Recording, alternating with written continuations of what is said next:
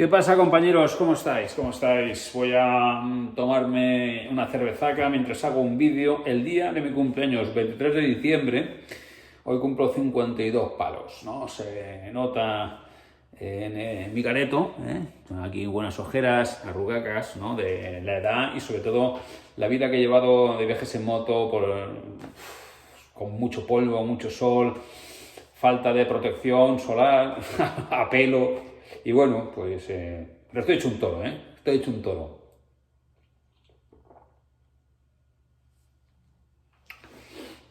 Estoy hecho un toro porque además os subí no hace mucho el vídeo de cómo ascendía por una soga, o sea, ahí a pulso, sin ayudarme con los pies y tal. Eso hay que tener brazos para hacerlo.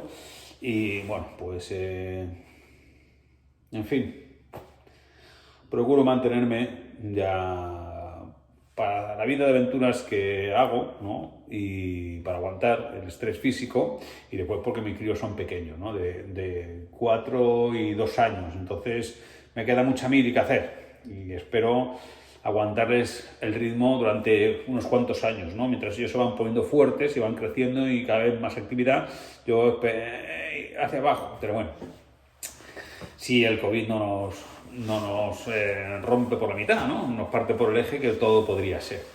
Bueno, pues ya que os hablé hace poco en un vídeo de que en Marruecos van a recibir millones de dosis de la vacuna china y que están estudiando cómo fabricarla allí para introducirla en el mercado africano, pues entonces yo me planteaba, bueno, ¿y qué pasará con Argelia? Bueno, pues rápidamente ya he encontrado la información, y es que en África se pretende librar una batalla entre dos actores internacionales importantes, ¿no? Porque ya sabéis que el mundo ya no tiene un solo polo hegemónico, ¿no? Antes existían, digamos, dos bloques enfrentados, que en la antigüedad del siglo XX, ¿no? Que era Estados Unidos y la Unión Soviética. Después estaban los países no alineados, ¿no? Y esta vez China como potencia emergente, pues ahora mismo, después de la caída del muro a finales del siglo XX, pues nos quedamos solamente con Estados Unidos como gran poder emergente, como gran poder hegemónico, ¿no? China seguía creciendo y Rusia parecía que entraba en un colapso. No sé si os acordáis de los tiempos de Yeltsin, donde bueno, se produjo un colapso total del bloque soviético y después llegó Putin, ¿no? Y Putin está intentando recuperar, digamos, la preponderancia militar, social, política del antiguo imperio, porque el imperio ruso fue un imperio con los zares y fue un imperio con la Unión Soviética y ahora pretende seguir siendo un imperio. Rusia tiene una serie de problemas que son comunes también a los países occidentales, ¿no? Y es una crisis demográfica importante. Pero bueno, de eso ya hablaremos en otro momento cuando hablemos de las crisis demográficas que ahora mismo están acuciando al mundo occidental. Pero además se prevé, según los estudios matemáticos que ya existen, que el mundo en general, es decir, incluso África, que ahora mismo está con la población disparada, pues para a partir del año 2060, que la población mundial ha llegado a un tope y empiece a declinar. En fin, o sea, la crisis de natalidad, la crisis demográfica es un hecho, pero bueno, de eso ya hablaremos en otro momento, porque ahora lo que quiero hablaros es de este teatro de operaciones que se ha convertido África en el escenario del virus y de la COVID, y de la cual prácticamente los medios, no sé si los medios occidentales, porque claro, buscando información te encuentras con información suficiente en medios anglosajones, la BBC, que yo en alemán no sé, no puedo mirar la prensa alemana, y francés tampoco, pero yo busco en inglés y rápidamente encuentro información cumplida sobre las cosas que me interesan, las cuestiones que me interesan, ¿no? Y entonces, pues buscando información sobre qué es lo que está pasando en África, pues resulta que hay cantidad de artículos en medios como la BBC, el New York Times, el Washington Post, es decir, en lo que consideramos la prensa internacional de prestigio. Bueno, que todo tiene su sesgo, pero por lo menos los temas los tratan. Y entonces, si ya encontré que China está detrás de la producción en suelo africano con un partner local que es Marruecos, pues ¿qué está haciendo Argelia? Argelia está jugando la baza rusa, o Rusia está jugando la baza argelina, ¿no? Yo creo que eso también, el acuerdo al que ha llegado Rusia con Argelia, pero también con Egipto, no es solamente hay un partner, sino que hay dos, ¿no? Pues ha debido también acelerar el acuerdo entre Marruecos y China, porque claro, si las vacunas en el mundo occidental pues todavía van con lentitud y se están esperando las aprobaciones y tal, ¿no? Pues de repente, si tú ya ves que tu vecino con el cual te llevas mal, pues ya ha llegado a un acuerdo con Rusia para distribuir la Sputnik 5, pues entonces tú te tienes que poner las pilas y entonces te quedas con la vacuna china que ya está disponible. Entonces, ¿qué ocurre? Que ahora mismo Rusia y China se están disputando la hegemonía mundial en el resto del mundo no occidental, que es mucho mundo, se están disputando esa hegemonía con sus respectivas vacunas, porque las vacunas se han convertido ahora mismo en un elemento o una palanca importante de influencia económica y social, y política y económica. Entonces, y por supuesto sanitaria. Entonces, ¿qué ocurre? Que los chinos tienen una vacuna ya desarrollada que produce Sinopharma, que van a empezar a producir en Marruecos y a distribuir, y hay planes de vacunación masiva de toda la población, una vacuna gratuita, como va a ser la vacuna que nos pongan aquí, y será gratuita, y los rusos, que aprobaron una vacuna a toda leche, Putin dio órdenes de que la vacuna se aprobase y se aprobó en su sistema sanitario con muy pocos test, o sea, prácticamente no se sabía si aquello es seguro, si tiene efectividad, pero es palabra de Putin y entonces había que tener la vacuna porque había que ser los primeros en poner un aparato en órbita, ¿no? Como cuando cuando pusieron el Sputnik, ¿no? Pues había que... Es que el nombre ya lo dice todo, ¿no? El Sputnik fue el primer ser humano que se lanzó al espacio y nuestro... No, bueno, el Sputnik no fue el primer, el Sputnik no fue el de Gagarin, ¿no? O sea, Gagarin fue el primer hombre que se lanzó al espacio, que fue el primer ser humano en ir, pero el Sputnik fue la primera nave no tripulada que se mandó al espacio. Entonces ahí ganaron la carrera a los estadounidenses y durante mucho tiempo los rusos le estuvieron ganando la carrera a los estadounidenses en la carrera espacial, en el ámbito de la competición por lanzar cohetes, ¿no? Pero, bueno, ahí están. Entonces se han buscado dos países que sirvan de plataformas para, primero, venderles vacunas, porque la vacuna rusa, que está en las $10 por dosis, es una de las más baratas, y no la más barata, y después que se empiece a fabricar a gran escala para meterla en África, haciendo competencia a Marruecos, que pretende meter la vacuna china. Y entonces parece que los rusos han mirado más para la fabricación en masa a Egipto que a Argelia, pero Argelia recibirá la vacuna directamente de Rusia, o si no, cuando ya se fabrique en Egipto, pues de los egipcios, ¿no? Entonces, bueno, supongo que los dos actores ahora mismo en competencia son Marruecos y Egipto. A mí todo esto, joder, pues me parece interesante, ¿no? A mí me parecen temas de los que estaría bien que nos informaran, de que hablaran, de que alguien opinara, ¿no? Que no opinaran siempre sobre las mismas gilipolleces de todas estas cosas, ¿no? Porque a mí, bueno, no lo sé, yo creo que por mi profesión y por los viajes que hago, pues como que considero que en realidad todo el mundo es mi casa. O sea, que yo no digo esa gilipollas de soy ciudadano del mundo, pero, hombre, cuando tienes amigos ya de tantas nacionalidades y has conocido a sus familias, has estado en sus casas, pues, coño, te interesa lo que pasa en sus países, ¿no? Entonces, lo que pasa en África, pues a mí me interesa. Me interesa porque, además, hay una relación creciente con África y la va a haber todavía más, porque nos guste o no, África está teniendo una explosión demográfica y toda esa gente va a venir hacia aquí. O sea, no toda esa gente, pero mucha gente. El problema que se plantea con los mensajes estos de aquí lo vamos a recibir a todos, hay que recibir a todos y tal, es que no es una cuestión de solidaridad o no solidaridad. O sea, que eso es otro tema del que hablaremos en otro momento, pero lo que estamos provocando es un éxodo masivo de la fuerza de trabajo más hábil, capaz y valiosa de su propia tierra. O sea, estamos descapitalizando África de los seres humanos más capaces, porque los más espabilados, los más valientes y los que tienen recursos son los que se escapan. Y por lo tanto estamos descapitalizando África tanto de dinero, porque esa cantidad de pasta que pagan a las mafias para venir aquí es dinero que no tiene cualquiera. Es decir, es dinero con el cual allí se puede montar un negocio, y sobre todo los más emprendedores, los más capaces, los más valientes, los más resistentes y los más arrojados se están viniendo a Europa y están dejando de producir, están dejando de permitir la supervivencia de su propia tierra. Entonces, bueno, aquí dice, claro, cuando nos enterramos en los debates trasnochados, caducos, absurdos y estúpidos, ¿no? Que ya me tienen cansados, ¿no? Cuando todo esto se articula en base a si nos dan pena o me dejan de dar pena.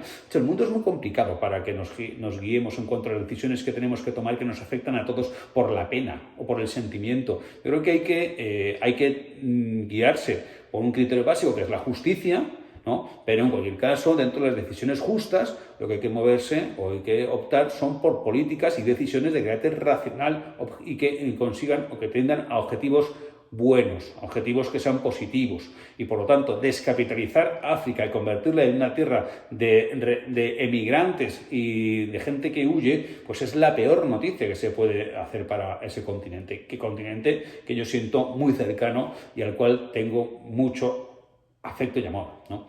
Entonces, bueno, pues no sé, como ahora veo los comentarios y veo que hay bastantes marroquíes que están viendo estos vídeos y tal, ¿no? Joder, tío, pues ya por supuesto que tenemos temas peliagudos entre los dos países, ¿no? Esto es evidente, esto es una cosa que siempre ha habido una relación conflictiva, una relación amistosa, una relación estrecha y también una relación conflictiva, porque tenemos una enorme diferencia social y económica entre las dos orillas, tenemos una serie de conflictos por territorios que están españoles que están en África, y eso va a generar siempre conflictos. Y luego aparte, además, está el tema de la inmigración, ¿no? Entonces, y luego aparte también, pues hay una diferencia religiosa importante que muchas veces se genera malos entendidos, ¿no? Entonces, bueno, yo la verdad es que cuando viajo por África y viajo por sociedades musulmanas, y lo hago para mis programas, intento dar una opinión, o sea, una versión o una visión lo más realista posible. Entonces, intento rebajar el nivel de prejuicios que hay sobre estas sociedades.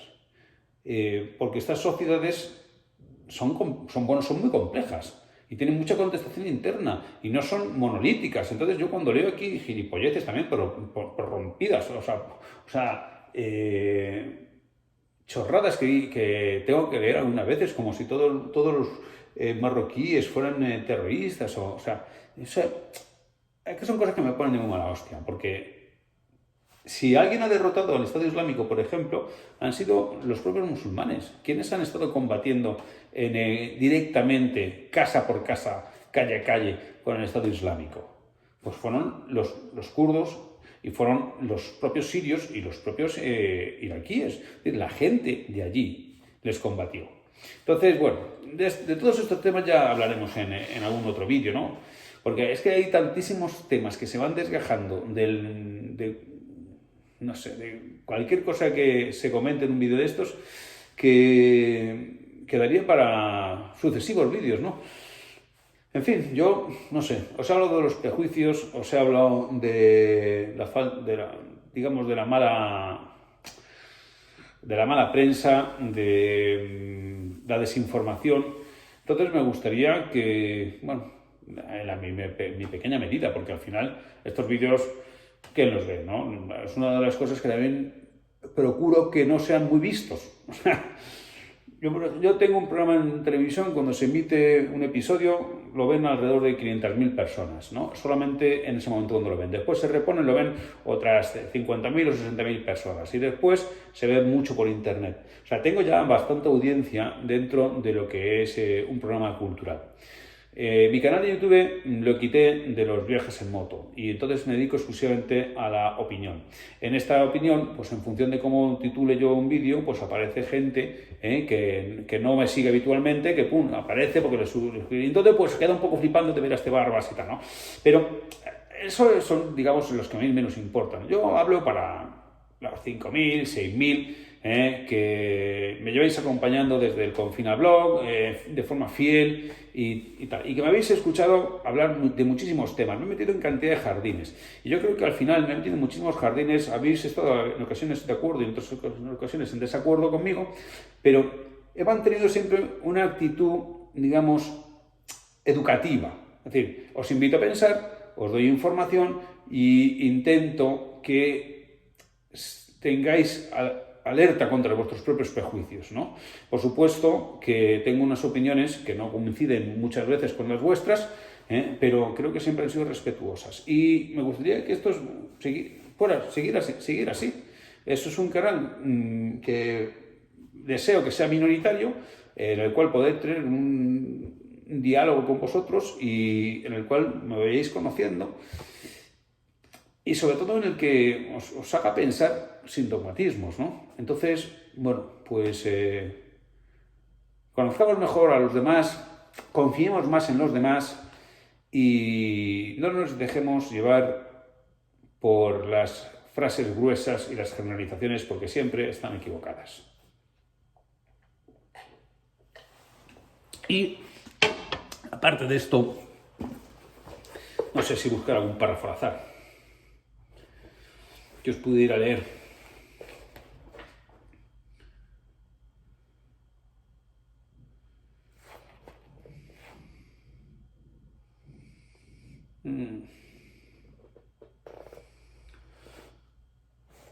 Bueno, yo qué sé, tíos. Bueno, por ejemplo, una de las cosas que yo llevo diciendo desde hace muchísimos años ya, y es porque está hablando de la basura, ¿no? Es una de las cosas que yo comprobé cuando empecé a viajar por el mundo. Pues lo primero que me di cuenta era que había basura por todas partes. O sea, plástico desperdigado por muchísimos sitios. Entonces me di cuenta que no quedan paraísos puros, ¿no? Y entonces ya desde el año, no sé, 2012, 2013, pues empecé a clamar en el desierto contra la basura, ¿no? Entonces digo, el desafío que representa la basura crece cada año. Un informe del Banco Mundial, publicado en junio, Menudo desperdicio, un examen mundial de la gestión de residuos sólidos, alertaba de que para el 2025 habrá aumentado la cifra de 1.300 millones de toneladas de basura al año a 2.200. El grueso del incremento se producirá en los países pobres. La institución considera que gestionar este volumen de basura supone un reto superior al del cambio climático. Hay que hacer algo, pero ¿el qué? Es evidente que el primer paso para afrontarlo será concienciar a los habitantes anónimos del mundo, porque son el primer escalón. La causa más inmediata de que la basura se acumule en sus calles es que no la perciben todavía como una amenaza. Están maravillados por el consumo, pero no temen sus consecuencias. Lo más urgente es convencer a estas gentes sencillas de que eso es nocivo para sus comunidades. Han de reconocer que existe un problema para que se puedan buscar soluciones. La dificultad estriba en cómo lograrlo en un planeta tan grande y diverso, donde no pocos países mantienen gobiernos débiles o líderes hostiles con instituciones internacionales como la ONU.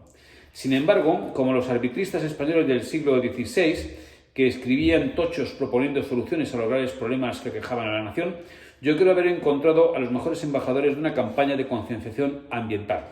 Los futbolistas del Real Madrid, el Barcelona o el Atlético de Madrid. Conocidos universalmente, se les admira y respeta por encima de cualquier gobierno o institución. He visto taxistas sudaneses con el Corán en el salpicadero y el rostro de Ronaldo en la luna trasera. Lo mismo ocurre en Kenia, India o Malasia. En Kuala Lumpur se levantaban a las 3 de la mañana para seguir la Liga Española. Aceptados por toda religión o ideología, cualquier mensaje que difundan los futbolistas tendrá efecto inmediato en todo el mundo. Bastaría con que antes de cada partido protagonizasen un spot que proyectara mensajes a favor de un entorno limpio. El planeta experimentaría cambios dramáticos en pocos meses. Creo que es una causa blanca. Nadie puede estar en contra de un mundo menos sucio. Y termino. Aunque tal vez podría objetarse que en el fondo la causa de la generación de tamaña cantidad de residuos está en un determinado modelo de consumo y que debatir sobre su visibilidad a largo plazo viabilidad a largo plazo sí supone entrar en un debate ideológico, cierto, porque cuando se profundizan las causas de la generación de basura, aparece el conflicto ideológico entre quienes sostienen que el modelo es inviable y los que lo defienden. Entrar en ese debate más profundo es necesario. No debemos temer la discusión, pero para que sea eficaz es imprescindible que participemos todos. El único modo de conseguir que también lo hagan los habitantes de los países pobres es haciéndoles ver que su propio futuro está en juego. Bueno, pues esto es de mi libro Diario de un Nómada, que ya sabéis que redito como Nómada en Sudamérica. Si queréis cualquiera de mis libros me los podéis pedir dedicados en miquelsilvestre.com y yo con muchísimo gusto os los mando. Venga, señores, a cuidarse.